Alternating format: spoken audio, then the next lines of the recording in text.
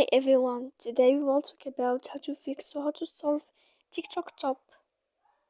To know how to fix or how to solve TikTok top, you should just go to settings like this. We will click here.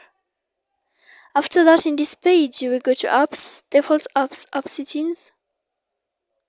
When you will see this list, you will go down to find the application of TikTok and you will enter.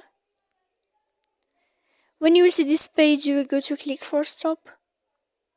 When you will end this, you will enter to storage. After that, here you will click clear cache.